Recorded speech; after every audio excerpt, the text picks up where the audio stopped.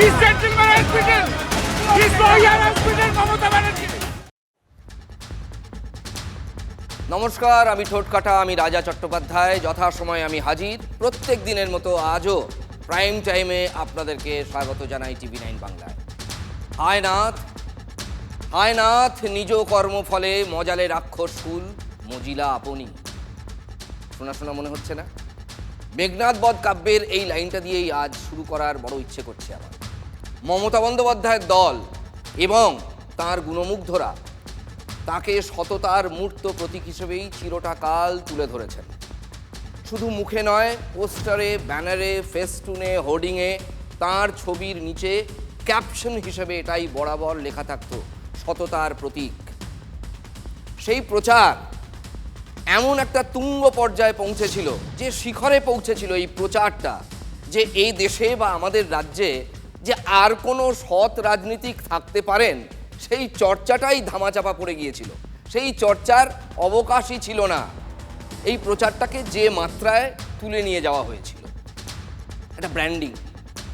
তৃণমূলের সর্বস্তরের নেতাদের বিরুদ্ধে আনখসির দুর্নীতিতে ডুবে যাওয়ার অভিযোগ ওঠার পরেও ব্যক্তি মমতা বন্দ্যোপাধ্যায়কে কখনো অন্তত প্রকাশ্যে চোর চোর আওয়াজ শুনতে হয়নি। সামনাসামনি তো নয়। এবার এই দিনটাও দেখতে হলো প্রাক্তন মুখ্যমন্ত্রী মমতা বন্দ্যোপাধ্যায়কে। রাজ্যপাট খুইয়ে ফেলার পর প্রথমবার বাড়ির বাইরে বেরিয়ে প্রাক্তন মুখ্যমন্ত্রী শুনলেন চোর চোর আওয়াজ। আইনজীবীর পোশাক পরে হাইকোর্টে মামলা লড়তে তৃণমূল নেত্রী মমতা বন্দ্যোপাধ্যায় আজকে গিয়েছিলেন। আইনজীবীদের একটি অংশের চরম ব্যঙ্গ এবং বিদ্রূপের মুখে পড়তে হলো তাকে। সেই ছবি, সেই আওয়াজ এক লহমায় তার সারা জীবনের সঞ্চিত পুঁজিতে কালির দাগ ছিটিয়ে দিল বলে ওয়াকিবহাল মহল এভাবেই ব্যাখ্যা করছে।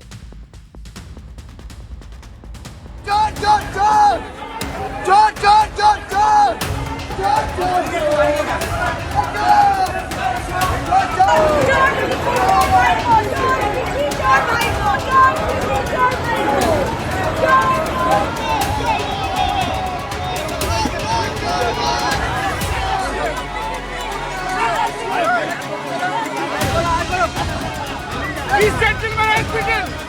This lawyer has beaten Mamata Banerjee.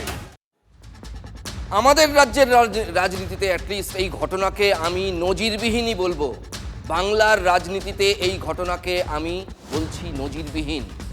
বাংলার ভোট রাজনীতিতে বহু ইন্দ্রপতন মানুষ আগে দেখেছে, কিন্তু ক্ষমতাচ্যুত হওয়ার পর কখনো কোনো প্রাক্তন শাসককে, মানে শীর্ষ শাসককে, কোনো প্রাক্তন মুখ্যমন্ত্রীকে প্রকাশ্যে এইভাবে সততার প্রশ্নে বিদ্রূপের মুখে পড়তে হয়নি রাস্তাঘাটে।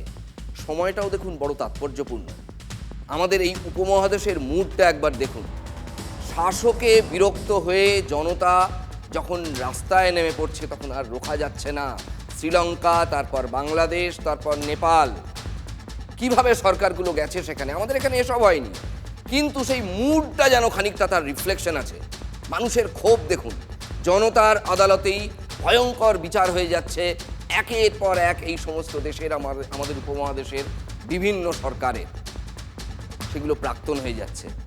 ভারতে গণরোষ হয়নি, কিন্তু জনতা ক্ষেপলে কি হতে পারে আজ খানিকটা তার টের পেয়ে গেলেন প্রাক্তন মুখ্যমন্ত্রী।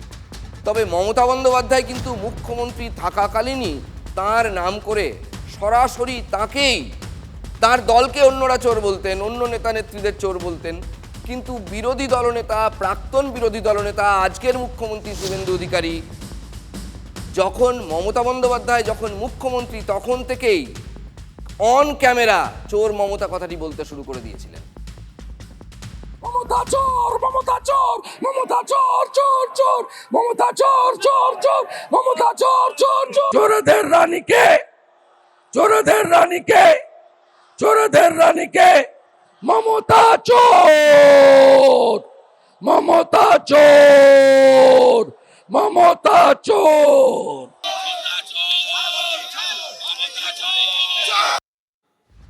ভোটের ফল বেরোনোর পর একদল অত্যুৎসাহী তারা মমতা বন্দ্যোপাধ্যায়ের বাড়ির সামনে গিয়েই চোর চোর স্লোগান দিয়ে এসেছিলেন। এবার চোর আওয়াজ উঠল একেবারে মমতা বন্দ্যোপাধ্যায়ের সামনেই।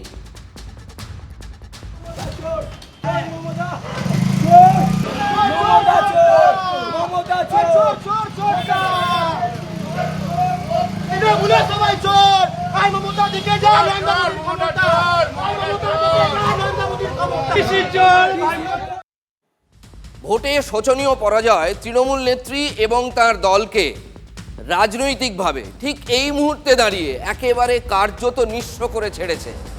নামেই ৮০ জন বিধায়ক এবং ২৯ জন লোকসভার সাংসদ, কিন্তু মমতা বন্দ্যোপাধ্যায়ের সামনে চ্যালেঞ্জটা কিন্তু আক্ষরিক অর্থেই শূন্য থেকে শুরু করার মতোই। এই অবস্থায় খোদ মমতাকে যদি রাস্তায় বেরোলে চোর চোর আওয়াজ শুনতে হয়, তাহলে তার দলের বাদ বাকি যে স্তরেরই নেতা নেত্রী হন না কেন বা কর্মী, তাদের কি দশা হতে পারে আশা করি এটা ব্যাখ্যা করে বলার প্রয়োজন নেই। দক্ষিণ ২৪ পরগনার বিষ্ণুপুরের তৃণমূল বিধায়ক দিলীপ মণ্ডলের পেল্লায় বাগানবাড়ির ছবি আজ গোটা দেশ দেখেছে, এখনো দেখছে। এটাই আজকে টক অফ দ্য টাউন, এটা এবং হাইকোর্টের এই ঘটনা।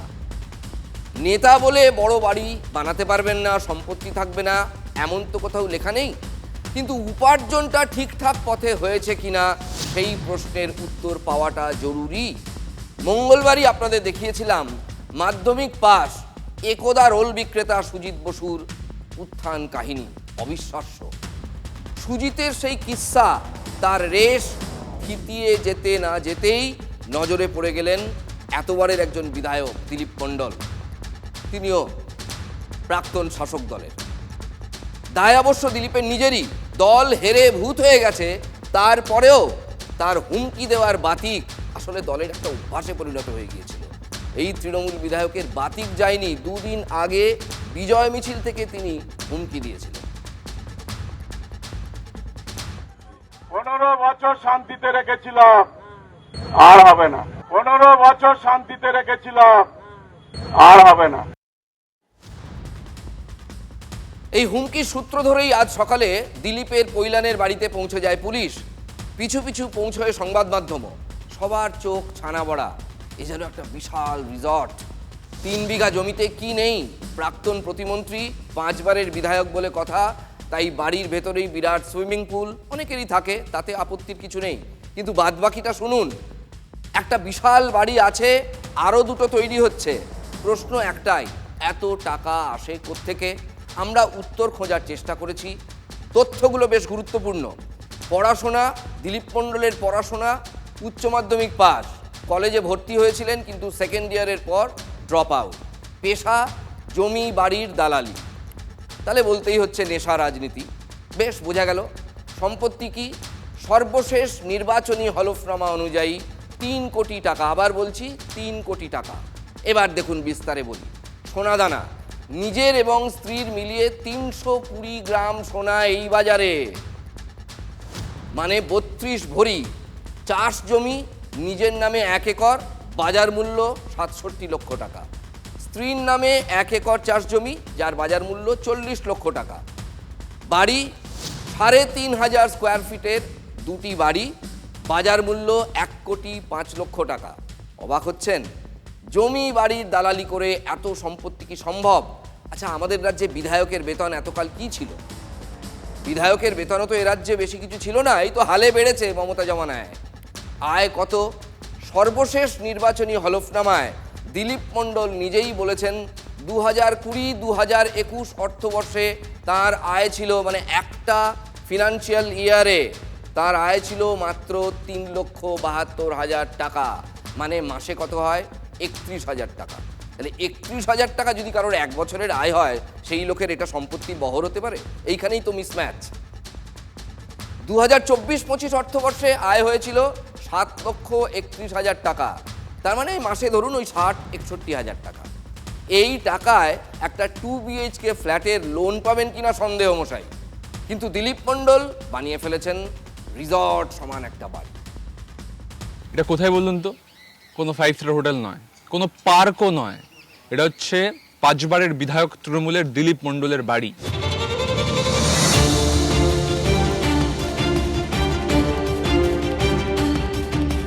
এই বাড়ির বাইরেটা দেখে ভিড়মি খেয়ে গেছি।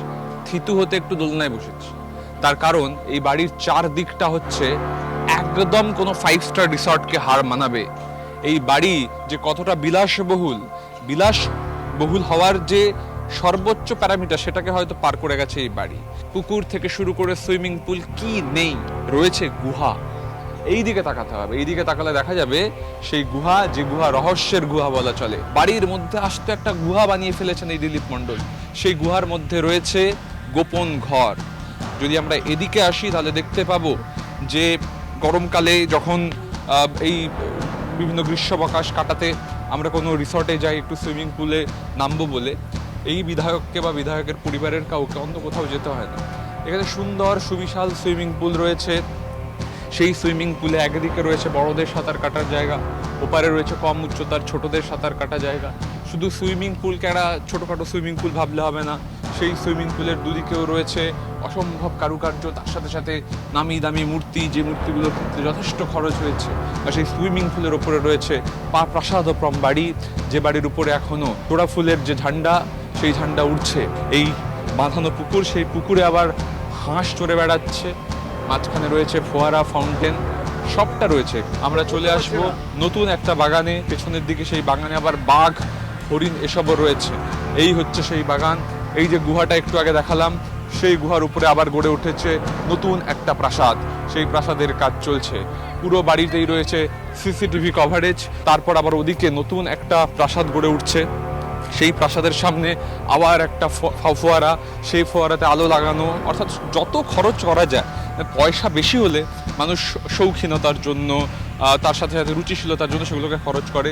সেই আবার একটা ফোয়ারা বাগানের মধ্যে, অর্থাৎ জিরিয়ে নেওয়ার জন্য, বিলাসিতা করার জন্য, আমাদের জন্য, প্রমোদের জন্য কোনো অভাব নেই। প্রথম পর্বে ঠোটকাটায় আপনাদের আমরা দেখাচ্ছিলাম তৃণমূলের বিধায়ক দিলীপ মণ্ডলের পেল্লায় বাড়ি, পেল্লায় বাগান বাড়ি, প্রাসাদোপম এবং সম্পত্তি, বিত্তবৈভব। তৃণমূলে অবশ্য এমন দিলীপ মণ্ডলের মতো এরম উদাহরণ ভুরি ভুরি। কাউন্সিলরের হাতিবাড়ি, নেতার হোয়াইট হাউস, হে বঙ্গ ভাণ্ডারে তব বিবিধ রতন। লাভ বাড়ি, বাড়িতেই ভালোবাসা উজাড় করে তাক লাগিয়েছেন ভাঙড়ের তৃণমূল নেতা মোদাচ্ছের হোসেন। খণ্ডঘোষের শাকারি 1 নম্বর গ্রাম পঞ্চায়েতের উপপ্রধান শেখ জাহাঙ্গীরের বাড়ি তো রাজপ্রাসাদ। কলকাতার তৃণমূল কাউন্সিলর অনন্যা চট্টোপাধ্যায়ের হাতিবাড়ি নিয়ে তো কম চর্চা হয়নি। নন্দীগ্রামের তৃণমূল নেতা শেখ সুপিয়ানের জাহাজ বাড়ি দেখে চমকে গেছিলেন খোদ মমতা বন্দ্যোপাধ্যায়। বরানগরের ত্রাস তৃণমূলের মাসেলম্যান জয়ন্ত সিং এর হোয়াইট হাউস আদালতের নির্দেশও ভাঙেনি তৃণমূল সরকার। সোনারপুরে জামাল সর্দারের ফার্ম হাউসে কচ্ছপ ঘোড়া কি না ছিল। তার ছেলের সোশ্যাল মিডিয়ায় একটি কোট আনকোট বিতর্কিত পোস্টকে কেন্দ্র করেই কি তৃণমূলের সাংসদ কাকলি ঘোষ দস্তিদারকে লোকসভায় তার দলীয় পদ খোয়াতে হলো? কাকলি ঘোষ দস্তিদারকে সরিয়ে লোকসভায় তৃণমূলের সংসদীয় দলের মুখ্য সচেতক করা হলো কল্যাণ বন্দ্যোপাধ্যায়কে। দুদিন আগে সিপিএমের ভূয়সী প্রশংসা করে সোশ্যাল মিডিয়ায় একটা পোস্ট করেছিলেন কাকলি ঘোষ দস্তিদারের ছেলে বৈদ্যনাথ ঘোষ দস্তিদার। আজকে তৃণমূলের বৈঠকে মুখ্য সচেতক বদলের সিদ্ধান্ত। বৈদ্যনাথ যেটা লিখেছিলেন তার মোদ্দা কথা যে সিপিএমের মাত্র 1 জন এমএলএ এই বাজারেও সিপিএম মিছিল করতে পারছে, আর 80 জন এমএলএ তৃণমূলের, তাও তৃণমূলের তাবড় নেতারা রাস্তায় নামার সদিচ্ছা বা হিম্মত দেখাতে পারছেন না কেন?